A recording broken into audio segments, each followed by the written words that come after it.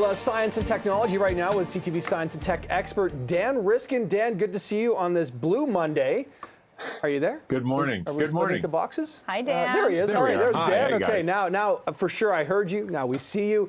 So the question is, great hair. Are you feeling depressed because you could do something nice for someone else and that can help?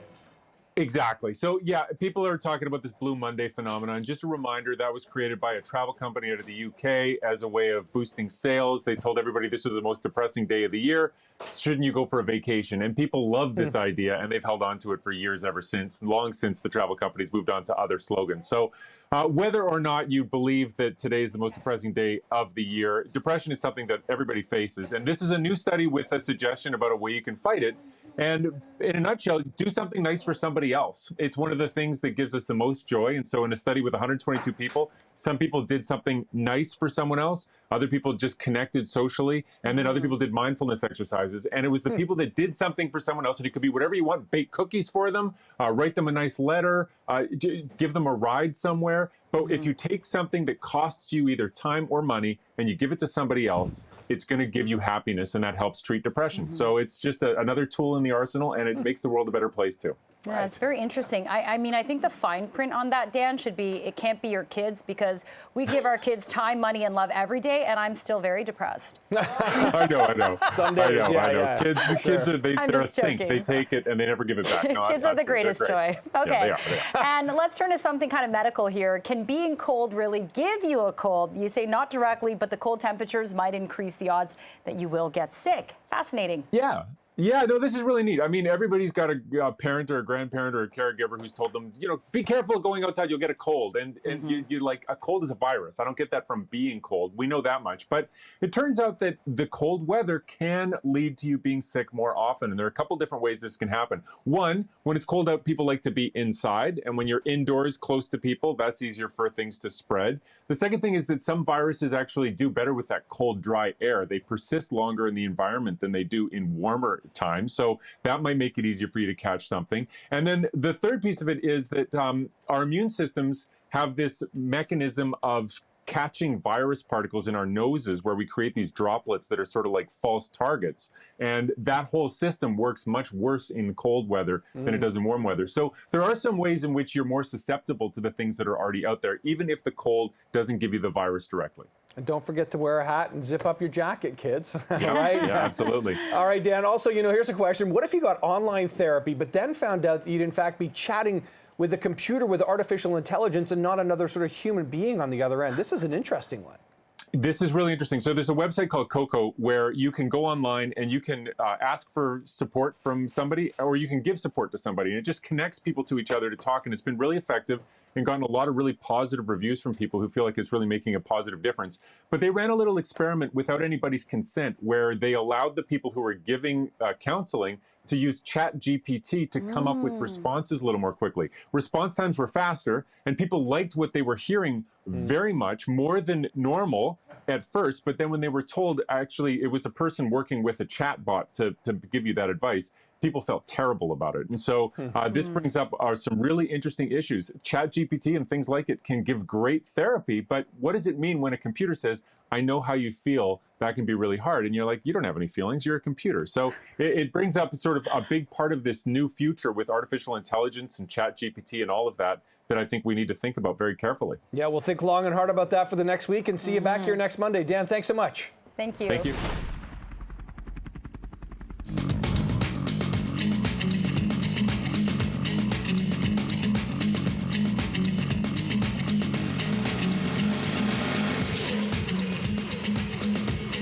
All right, CTV's hit series, The Rookie, is returning for a batch of new episodes starting tonight. Plenty of drama to watch and unwind the back half of season 5. So here to take a look at that with us is the man himself, Nathan Fillion, who plays the oldest rookie on the LAPD, John Nolan, and of course is the star of The Rookie.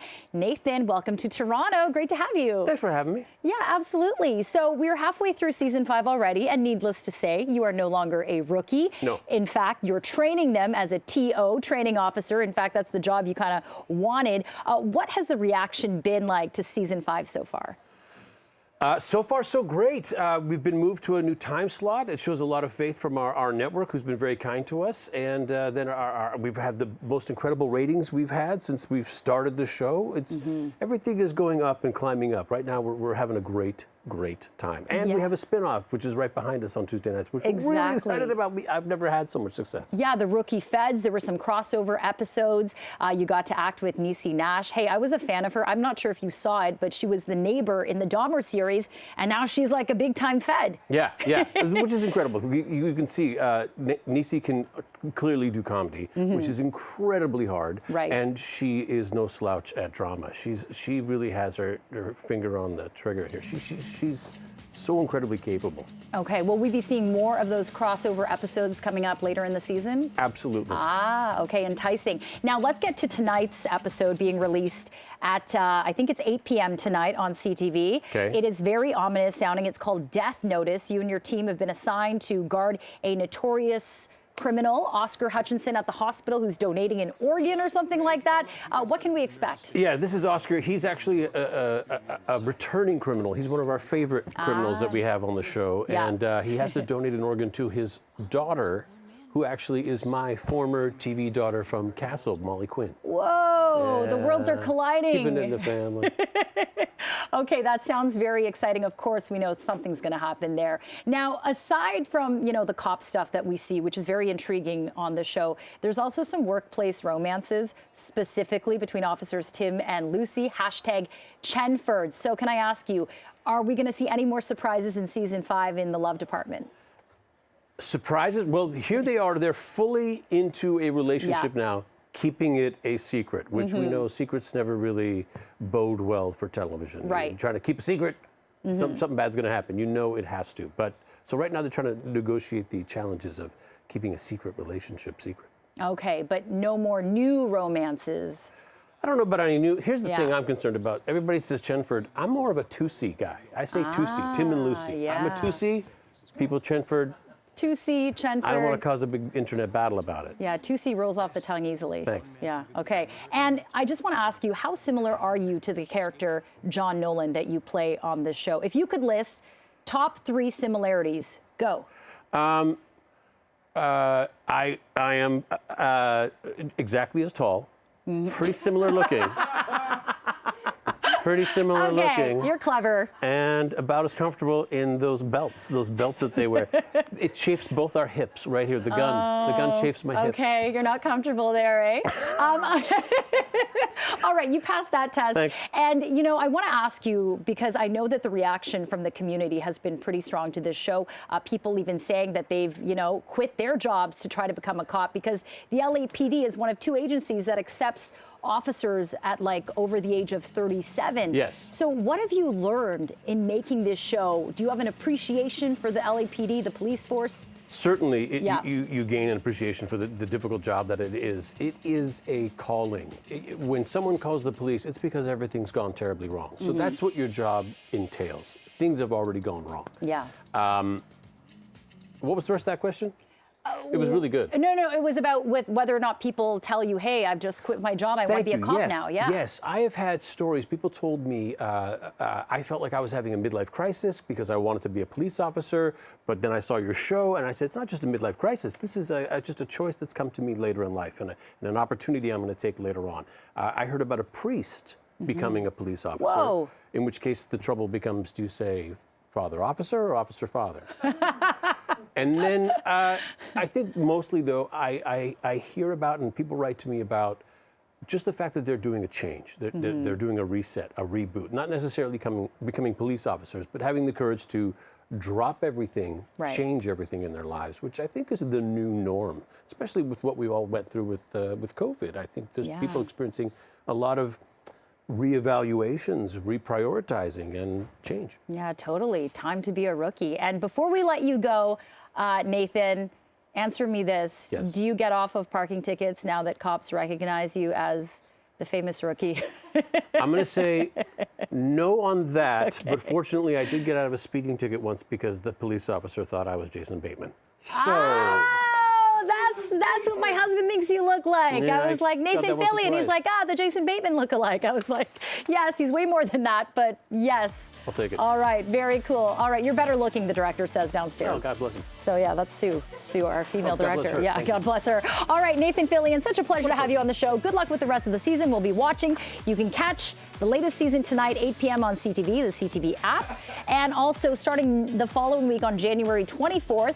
That time slot changes to 7 p.m. Catch The Rookie.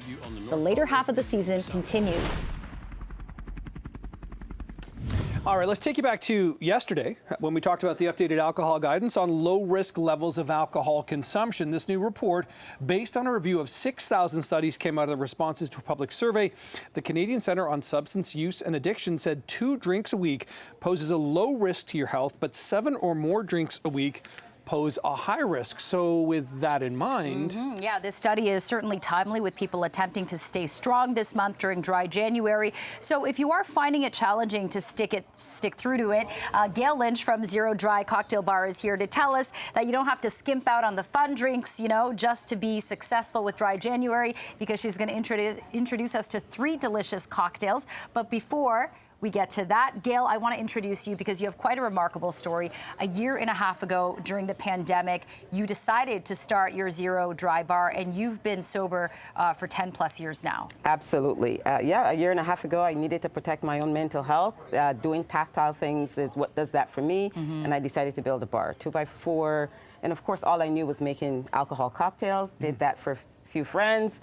Didn't like the puking on the floor, and so I said, let me make something for myself, right? And experimented with so many flavors, both in syrups, in shrubs, so all the herbs, the spices, the fruits, and thought, oh, this is great.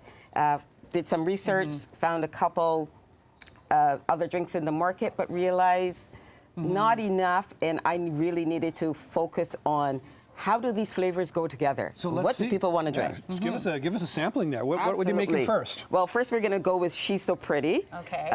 Right, and I think this is a drink you'll Jen right enjoy. there. You're very She's so sweet, pretty. Gail. Yeah, so I've started it with some ice. We're going to go with some aquafaba, so a little bit of... Aquafaba? Correct. What is so, that? so that gives you the foam at the top, so instead of using egg, Okay. Right. we go with I chickpea. Oh, really? Instead of the egg white foam thing. Exactly. Now, I'm a mad scientist, so I just kind of pour. What's Yeah. that? Like Is I'm that not measuring. grenadine? This No. is strawberry consomme. So this is something I make from scratch. Strawberries, Okay. water. Strawberries has the sugar, but these strawberries are a bit sour. So that means I don't need to add lime. Yum. Okay. Right? And that makes a difference from me. I added a few little things in there to give me some oakiness. So a little bit of cardamom is in there, a little bit of nutmeg is in there. This is rose water, and I'm just, again, spraying the glass. And if you think about the how you details. consume, Right. we tend to consume with all of our senses, right? The people who eat with their hands are enjoying their food the most. But, we tend to smell. We look, of course. I can we smell it from here, like it's just coming out of that shaker. Right. It Yeah, smells like a absolutely. spa. And then we're going to taste. So let's give this a little shake. And we're just Shaken, not shaking. stirred. Shake, not stirred. Just because we'd like to get that nice foam on the Oh, top. yeah, look at Oh that. my Yeah. gosh. No, yes, I know the bartenders at home are saying, no, don't put any ice first. We're I on love ice. I love ice We're on in my TV. drinks. Normally Yeah. with the aquafaba, you want to do it without ice, Okay. get a nice Gotcha. foam, and then you add your ice. Wow, look at that foam. Right? So then we get a little bit of foam, but we want more, Okay. right? So we're going to get more foam here. Oh, wow. Look at that That foam. is beautiful. Okay, that is We gorgeous. gotta, just for time, Gail, Yeah, can we we move gotta on to move the Persian Delight as now. beautiful as that is? Yes, beautiful. Yeah. And we want to make sure we Oh, garnish garnish. it, right? Very nice. Make it look good. Okay. Beautiful. So Persian Delight, again, this is really, for me, this is a palate cleanser, but it's so intriguing because you've got this, what I would say is a mint water. It's definitely a summer drink, but again, make the drink whatever you'd like. Some fruit into it. Absolutely. And so this one, I've got some ice cubes here. We've got, some coconut water actually with a curacao, cranberries, and let's pour that in. Okay. So you're going to get flavors of mint here.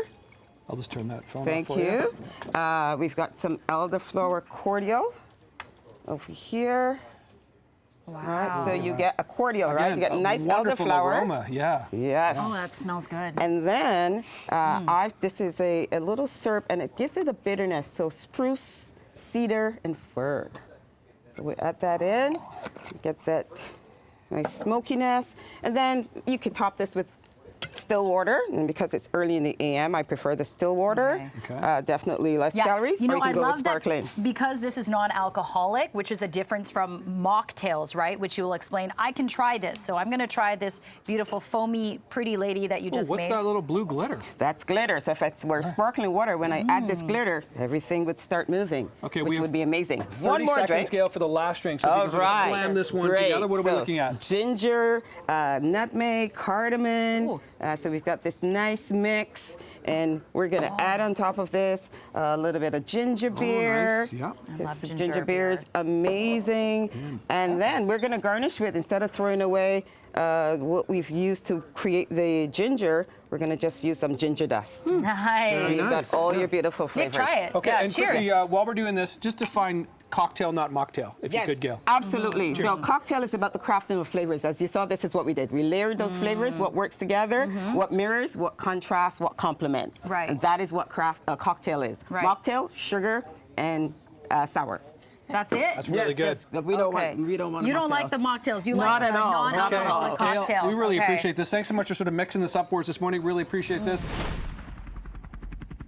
The 34th Dragon Ball Gala for Yihong Community Wellness Foundation is this Saturday for Lunar or Chinese New Year Eve. Our CP24's Jian Lee is there this morning for a preview of what to expect. Hey, good morning, Ji. Good morning. That's right. We are here at one of the Yihong centers. This location is located on near Finch in Scarborough, and their Lunar New Year Dragon Ball is taking place this Saturday, and it's sold out. Joining me now is Dr. Joseph Wong. He is the founder of Yihong. Good morning. Good morning. Congratulations. It is sold out. Tell me a little bit more about Dragon Ball. I know during the pandemic it went virtual. You're back live and in person. Yes, it is very exciting to be back in person after 2 years of the pandemic. This coming Saturday, the Chinese New Year's Eve, very important day because it means family reunion, celebrating of the past, welcoming the Year of the Rabbit. So we would have a great time at Metro Toronto Convention Centre. Yes, we know that Lieutenant Governor Elizabeth Dowdeswell will be there, about 1,000 people attending, and all the money goes to Yihong and all the centers. What do you guys provide? We provide a continuum of services all the way serving the very healthy to the very frail to the end of life services. So we are a huge organization. We are the largest non-profit geriatric care services in the whole of North America. And we have been in existence for, since the foundation started in 1987, it has been 37 years, but our service started about 27 years ago. Incredible. And with an aging population, a lot of families must rely on these services, and it must be really helpful for them. Yes, indeed. We're serving the very needy and the very frail, those who really need our services. So the money that we are collecting or the money that we are raising, over $500,000 net from this coming Saturday evening, would be used to build 3 more new centers because the waiting list is very long. We have over 8,000 people on the waiting list, and the wait is often about 5 to 10 years' time. And if we could build these 3 new centers in time, we should be able to shorten the waiting to about 3-4 years. That is more tolerable. Okay, thank you so much. And of course, we can't go without saying Happy New Year in Cantonese. I'll say it in Korean first. So we say "Sehe Bokmani Padaseo." How do you say it in Cantonese? 新年快樂, Happy New Year. Oh, fantastic. So again, Dragon Ball taking place this Saturday. Thank you so much. A little later this morning, they're going to teach me a few little things like how to make wonton soup Hong Kong style. That's not easy. Okay, we'll see how it goes. A big weekend, a big celebration. You know, the Dragon Ball Gala went virtual for the last 2 years, but this year it's back in person, and I wish you could smell how this area smells like right now, because we've got Chef Young making Hong Kong style wonton soup. I'm going to get a little lesson on this a little later this morning, but in the meantime, I do want to talk about the Dragon Ball and what it means for families that are part of Yihong. Joining me now is Brian and Dee Dee. Good morning. Good morning. So tell me a little bit about your affiliation with Yihong and why it's so important to you. Well, my mother was a resident here since 2005, so in the 17 and a half years that she was a resident, she enjoyed her stay here, and she was a part of the gala 5 times, the latest one in 2017. We actually have some pictures of your mom. I know she passed before Christmas. I'm really sorry for your loss. Thank you. But this is really important for you to talk about this. It is. My mother wanted to be in the gala because it was such an exciting time for her, and she was a really social person, and she enjoyed the event immensely. And Dee Dee, your mother is here now at the center as well. Yes, she is. Yes, she is, G. And why we like to support the Yi Hong and at the Dragon Ball is because we appreciate the fact that a lot of the funds are used to help support the Japanese community on the 4th floor. And they provide culturally appropriate care in the way of programs and activities, and even the food that is Japanese. And that really makes the residents of the Japanese community feel really at home and comfortable, and like it is their home. Yeah, and it is a worthy cause. Tell me a little bit more about the celebration, the gala. It's a massive party. This year it's already sold out, 1,000 people attending. Well, every year that we've gone, it's been so immensely crowded. But the food is great, the decorations are great, and we celebrate the Chinese New Year every year. Yeah, and they do celebrations here as well. They do. And even though the Japanese residents don't officially observe the Lunar New Year, they look forward to the foods and all the celebrations, the dancing and everything, and the costumes that come along with it. Wonderful. So. And once again, we are sorry for your loss, but this is a meaningful time for you. Any words that you'd like to say about Yi Hong? Well, Yi Hong has been an impeccably great way for my mother to live the last 17 years of her life, and I wouldn't have had it any other way. Thank you so much for joining us. Thank you. Thank you. So again, the Dragon Ball Gala is this Saturday at Metro Convention Center. Okay, so in the next segment, guys, I am going to learn how to make wonton soup Hong Kong style with Chef Young. You can take a look. It's already starting to simmer. You know, for the last couple of years, many families have been celebrating Lunar New Year virtually via Zoom. But with the Dragon Ball Gala, they're back live, and obviously they're going to serve some delicious dishes. And joining me now is Chef Eddie Young from Wonton Hut. There are a couple locations, one in Markham and one at Queen and Bathurst. Good morning. Good morning. So at the Dragon Ball Gala, there will be Hong Kong street food served as a midnight snack. Yes. I love a good dumpling soup, and you're going to show me how to make wonton soup Hong Kong style. Yep. Okay. Let me show you how to wrap the wonton. So what we do, we put the 2 finger underneath like a mold, and then we'll put the shrimp inside, and then use this thumb, and then just close it like this. And it's that simple. It's that simple. Now, have you seasoned the garlic? Sorry, the shrimp. Yes. With There's what? like salt, there's a little bit of shrimp roll, a little bit of dry fish powder. Yep. And that's it? It's that? That's it. Okay, now this is the tricky part, is how do I roll it? Like this? So is you put in the Yeah. finger, this 2 fingers. Yes. Yep.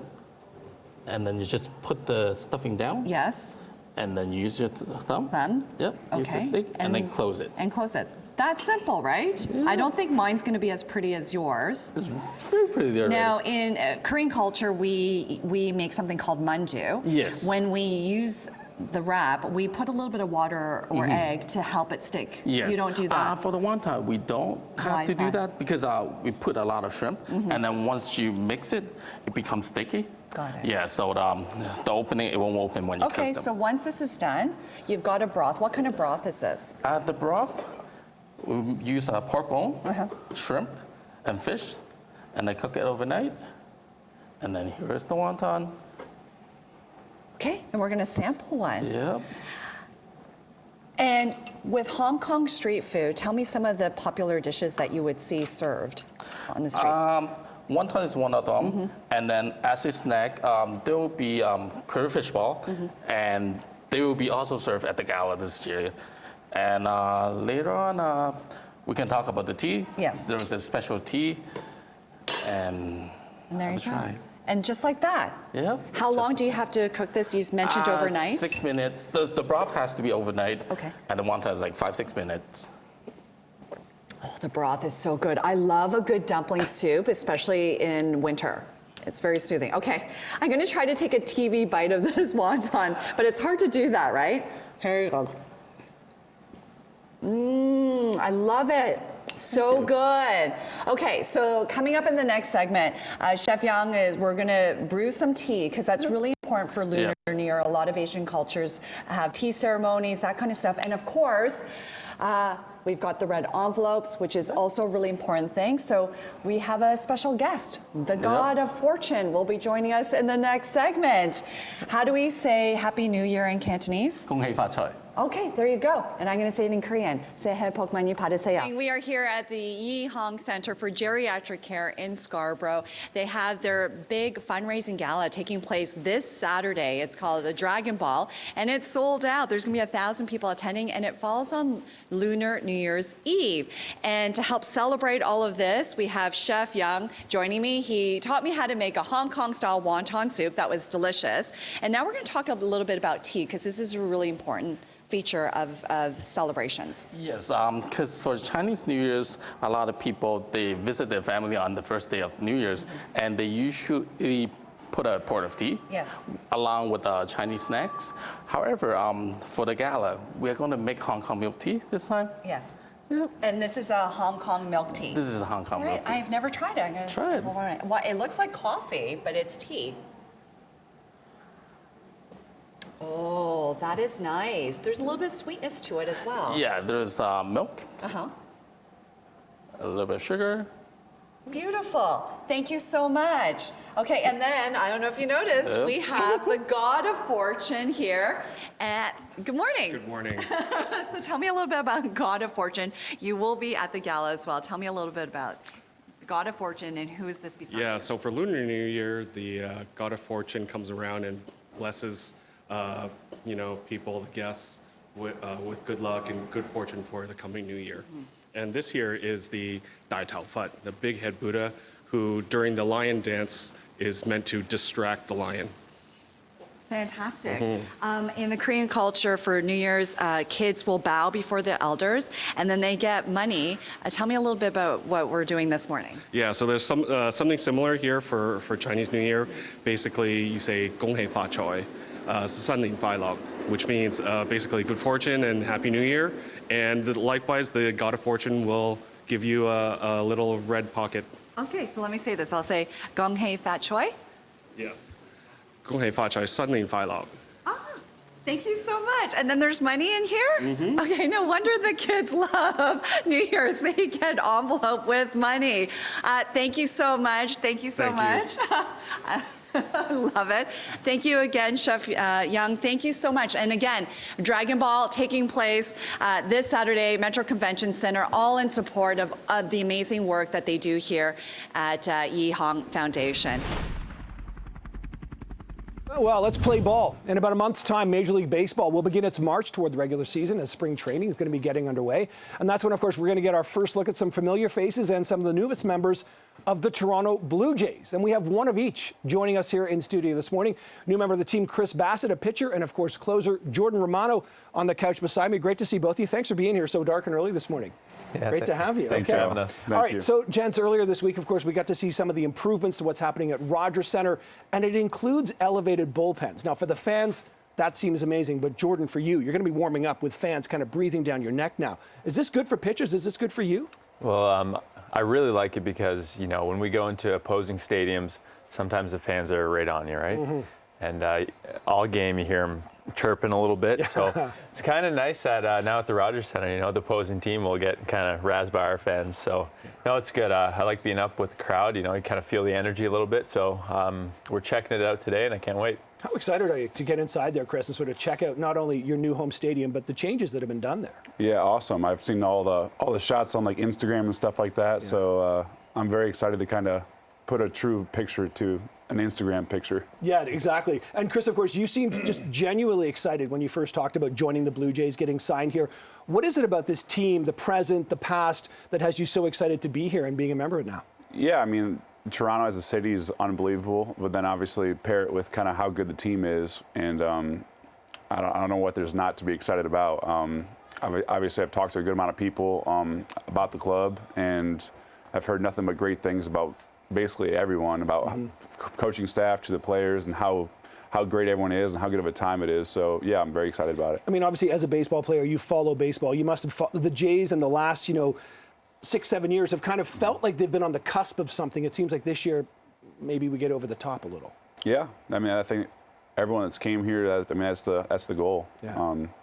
Obviously, they had an unbelievable team last year, and hopefully the additions this year just make it that much better. For sure. It's got to be exciting for you too, Jordan. And I'm wondering, Jordan, you are actually a GTA guy. You grew up around here, so you know the place. Have you given Chris any sort of guidance on living in Toronto, getting around Toronto, or like what to do or what not to do? Maybe what do you tell him? Yeah, we just met this morning. Oh, really? This So morning. you just met? Okay. Yeah, Okay. but no, throughout the day, I'm sure, however I can help, I will, What would you share? What right now would you potentially say to him beyond maybe don't get up for a 7 o'clock interview on CP24? Yeah, no, traffic can get a little crazy sometimes, we got some of the best food in the world here. So I definitely say, get out, explore, try some different food, and you won't be disappointed. What are your first impressions, Chris? Yeah, clean, honestly. I've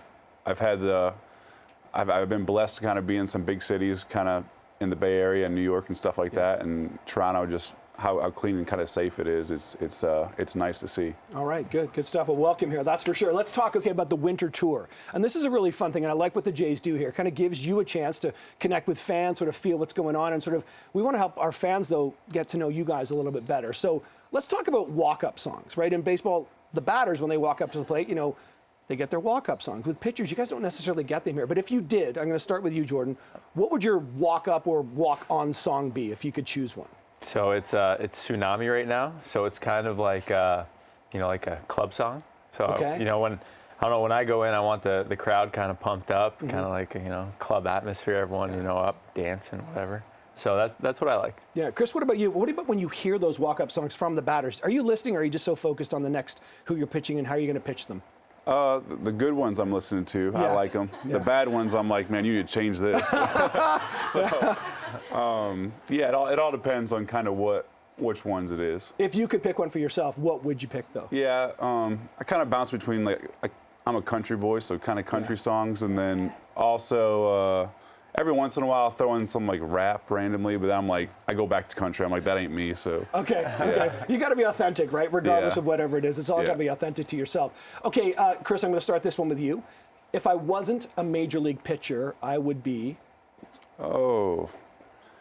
Probably like I would say like a mechanical engineer, something like that. All right. Okay, you're kind of into that. All right. Well, Jordan, what about let you finish that sentence? What would you be? Yeah, you know what? Honestly, I'd probably be a construction worker. Yeah? Yeah, I like being outside, like digging and stuff. Sounds fun, and I see them all, getting Tim Hortons. Yeah. Whenever I go. Yeah. So I mean, that seems like a great job. Don't go to the one across the street here. It's always full of construction crews, and if you're behind one, you're behind 30. Let me tell you that.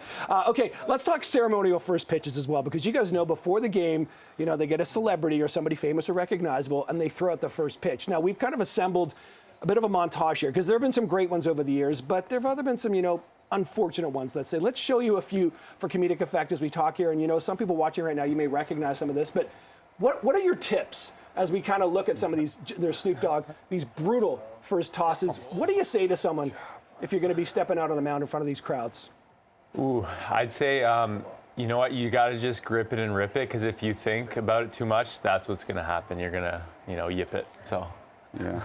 I think a lot of these people, though, are doing it bad on purpose now because it's like good publicity for them. Because of the sort of meme factor. And Yeah, the sort of, like it's like, how do I get all over the internet? Yeah. So I'm going to throw this thing 20 rows deep. Yeah. But like what he said, like if you want to actually do it really good, just don't think about it, just have fun. Yeah, Carly Rae Jepsen, like no one's calling her maybe to like start a game. I mean the reaction there, like I like what you said, Chris, that maybe somebody is doing this to kind of like almost get that kind of attention there. Yeah. Do you guys watch the first pitches when the games are happening? Do you even pay attention? You know what? Depends who it is, maybe? Yeah, it depends. But I have a thing. It's like sometimes we catch first pitches. Yes. But last year I said, I'm not catching any first pitches because every time I do, I give up a homer. Yeah. Really? Do not like, catch. I'll I catch know, all the every first time. pitches. Then And we're then good. my sister was throwing out the first pitch, and I was like, I gotta catch it, even though I got this thing. Yeah. So I catcher first pitch, and then I go in, tie game, home run. No So kidding. it just kept the streak going. So maybe this year I don't think any. Okay, yeah, no, please don't. Absolutely. Yeah. I'm sure Chris is feeling the same way because you're going to follow him. And Chris is like, hey, I've got a good game going here. Let's not blow this, right? Yeah, exactly. Now, let me talk seriously, though. First pitch of the regular season, when we're talking opening day here. Chris, what do you think you're going to feel like your first time with the Jays when it's absolutely real? Spring training's over, the season begins. What are you looking forward to the most? Yeah, I think it's not so much like nerves, it's more just like excitement. Like we're finally kind of getting things kicked off and the games really count. Like obviously you kind of work all off season for that moment, and then you just want to get off on the right foot. And Jordan, what about you? When you first take the mound in your first opportunity to close this season, what do you think that's going to feel like, and how excited are you? Because the baseball offseason feels so long. Yeah, like Chris was saying, you work pretty hard in the off season, and you just kind of want to get on a roll to start. But yeah, I think we're opening up with that big road trip. Right. I'm really looking forward to the first home game. The home opener here is always. It's always sold out. The fans are awesome. So that's kind of really what I'm looking forward to. Cool. Guys, thank you so much for being here.